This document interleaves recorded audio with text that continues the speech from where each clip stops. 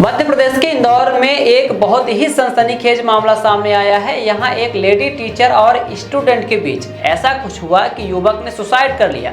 युवक की मौत के बाद लेडी टीचर के साथ उसकी व्हाट्सएप चैटिंग और एक तस्वीर वायरल हो रही है।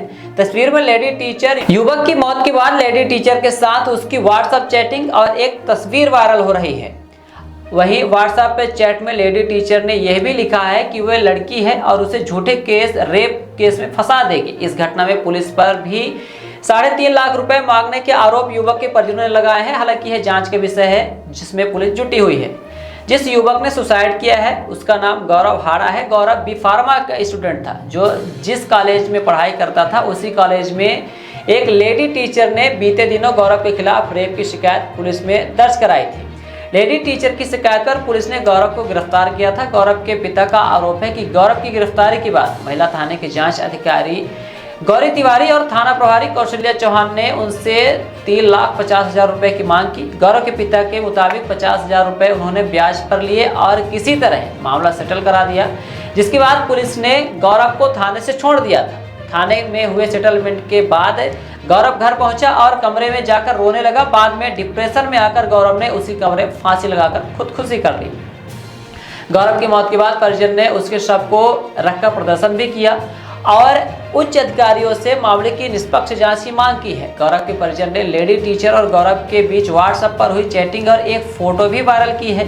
गौरव के परिजनों ने लेडी टीचर और गौरव के बीच हुई व्हाट्सएप चैट के जो स्क्रीनशॉट वायरल किए हैं उनमें लेडी टीचर की ओर से यह लिखा गया है, जिसमें देखा जाता है कि यह मत भूलो कि मैं लड़की हूँ, बेकार में फंसा सकती हूँ। इतना ही नहीं, जो तस्वीर सामने आई उसमें लेडी टीचर और गौरव के बीच में कुछ ऐसी तस्वीर संदिग्धता को दिखाती है जिससे लग रहा है कि दोनों के बीच में प्रेम प्रसंग था। आप भी सुनिए गौरव की बहन ने क्या कुछ आरोप लगाते हुए क्या जानकारी दी है। भाई था, मुझे फ़ोन लगा, मैं ऑफिस में थी, मुझे फ़ोन लगा के बोलता दीदी ऐसी ऐसी बातें, एक लड़की है मुझे परेशान कर रही है। 11 महीने से मैं उसको जानता था और अब वो मुझे ब्लैकमेल कर रही है। हमारा अफेयर था जो भी हुआ म्यूचुअल अंडरस्टैंडिंग से हुआ, लेकिन वो मुझे ब्लैकमेल कर रही है कि मैं तेरे को पे, क्योंकि मैं लड़की हूँ तो मैं तेरे पे फिजिकल हरेसमेंट का केस डाल दूंगी।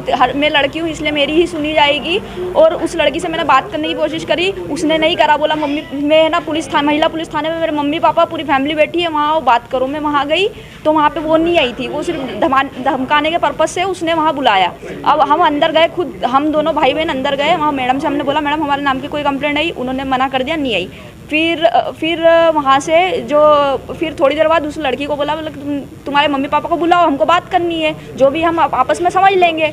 तो वो लड़की मानने को तैयार नहीं है। वो पुलिस वाले अंदर हम गए कि मैडम ये हमको परेशान कर रही है, हमको ब्लैकमेल कर रही है, तो पुलिस वालों ने हमको भगा दिया।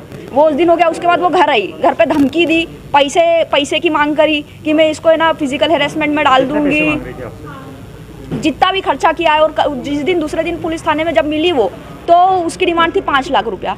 धीरे धीरे कम करके उसने 45-50 हज़ार रुपये लिए। और उसका ये कहना था कि है ना इसने मेरे साथ ज़बरदस्ती मेरे फ़ोटो खींच के या मेरे को धमका रहा है कि मैं सोशल मीडिया पे लीक कर दूंगा, जबकि ऐसा कुछ भी नहीं था। हमारे पास बहुत सारे चैट्स है, मैसेज है, फोटोज है, जिसमें वो ये बोल रही है लड़की कि लड़की की तरफ से अप्रोच है कि तू मेरे को गर्लफ्रेंड बना ले, गर्लफ्रेंड बना ले। उसका ये कहना था कि भाई मैं स्टूडेंट हूँ, मेरे पास पैसा नहीं रहेगा, मैं कैसे उसको घुमाऊंगा फिराऊंगा, तेरे को कैसे खर्चे पूरे करूँगा। तो बोलती मेरे को कुछ नहीं चाहिए, मैं कमा रही हूँ बहुत है। और वहाँ जाके बोल रही कि ये मेरे से ना हर महीने 15,000 रुपये डिमांड कर रहा है। उसने गलत इल्जाम लगाया। साथ ही पुलिस पर भी गौरव की बहन ने आरोप लगाए हैं। क्या वहाँ हमारे पास इतने एविडेंस थे, मैडम ने हमारी नहीं सुनी।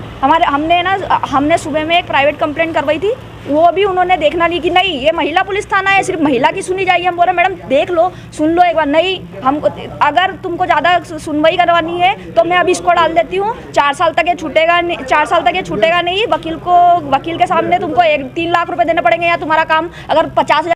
लड़की आकांक्षा ने कल आवेदन दिया था लड़के के खिलाफ। ये दोनों दोस्त थे, इनका कहीं आपस में लेन देन था, तो फिर इन लोगों ने आपस में कोई अपना जो लेन देन था वो कर लिया था और एफिडेविट बनाया था इन्होंने कोर्ट वोट जाके। और फिर लड़की ने अपने आवेदन पे कार्रवाई नहीं चाहती हूँ ऐसे लिख के हमको देके ये लोग दोनों पार्टी चले गए थे थाने से, बस यही कार्रवाई थी।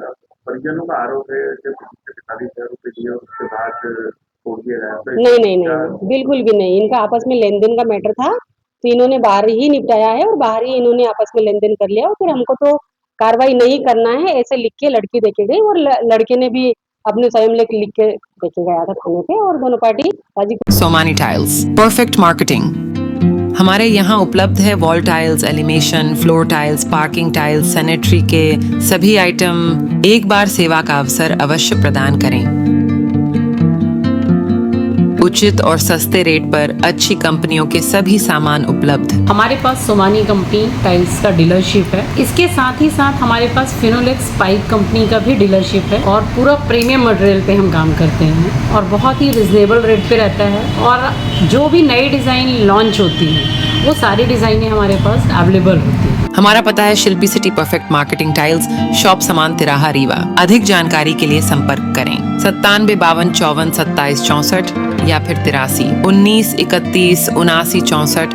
हमारा टेलीफोन नंबर है 076 62 40 70 64।